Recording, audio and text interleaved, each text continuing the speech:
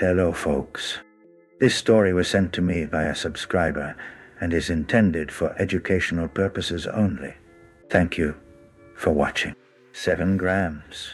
Magic mushrooms. The time my couch turned into a portal and spoke in dad jokes. So I decided to dive deep into the psychedelic rabbit hole with 7 grams of magic mushrooms, knowing full well this was no casual stroll through the park. I had prepared my little living room for what I imagined would be a cosmic journey, dim lights, incense burning, and my trusted playlist ready to blow my mind. What I didn't prepare for was my couch deciding to become the main character in the trip, and apparently a stand-up comedian. About 30 minutes in, the visuals started softly at first. Walls, breathing, colors melting into each other, but nothing too wild. Then, as I sat down for what I thought would be a contemplative moment, the couch beneath me shifted, not physically, but in my perception. It suddenly felt like the fabric was pulsating with a life of its own, glowing softly, like it had swallowed a bunch of fireflies. Then it happened. The couch spoke. "Hey, buddy," it said, in a deep, slightly raspy voice that reminded me oddly of my dad after a long day at work. "Why don't scientists trust atoms? Because they make up everything." I blinked, thinking my ears were playing tricks. Nope, the couch had just dropped a dad joke on me. I laughed nervously, unsure if this was a normal mushroom effect, or if my brain had just officially gone off the rails. But the couch wasn't done.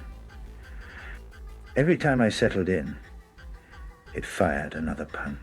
Why did the scarecrow win an award? Because he was outstanding in his field. I was both bewildered and oddly charmed by this conversational piece of furniture. It became clear the couch wasn't just a couch anymore. It was some sort of cosmic gatekeeper with a penchant for humor. The room around me started to dissolve, and suddenly the couch morphed into a swirling portal, its upholstery becoming a vortex of cosmic patterns and shifting galaxies. I felt myself being pulled in, but not with fear.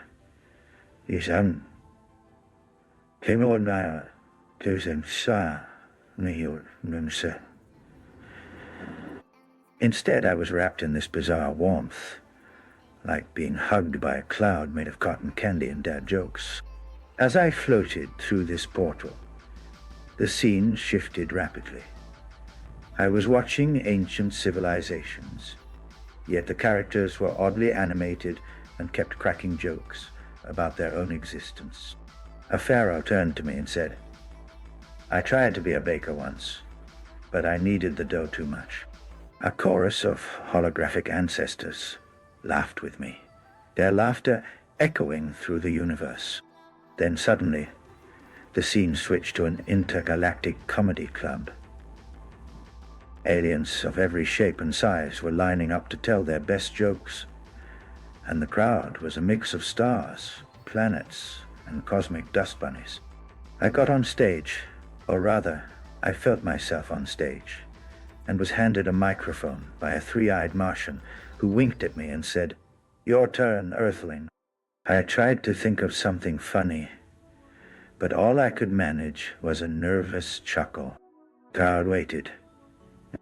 Then the Martian told a joke about a worm who opened a sandwich shop in zero gravity. The punchline was so absurd I burst out laughing uncontrollably, the sound rippling through the cosmos.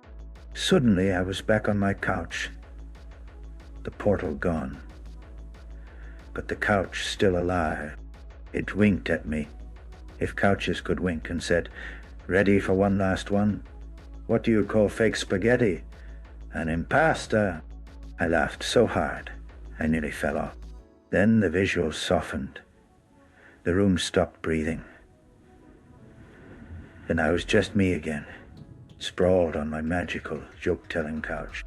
I sat there for a long time, trying to process the absurdity of a cosmic comedy show hosted by my own furniture.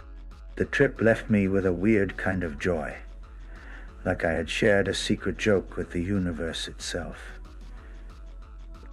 It also gave me a new appreciation for the mundane, because even a couch can hold entire galaxies, portals, and stand-up gigs if you look at it the right way. When I finally got up, the couch was just a couch again, silent, soft, and perfectly ordinary. But every time I sit down now, I half expect it to whisper a pun, and honestly, I hope it does.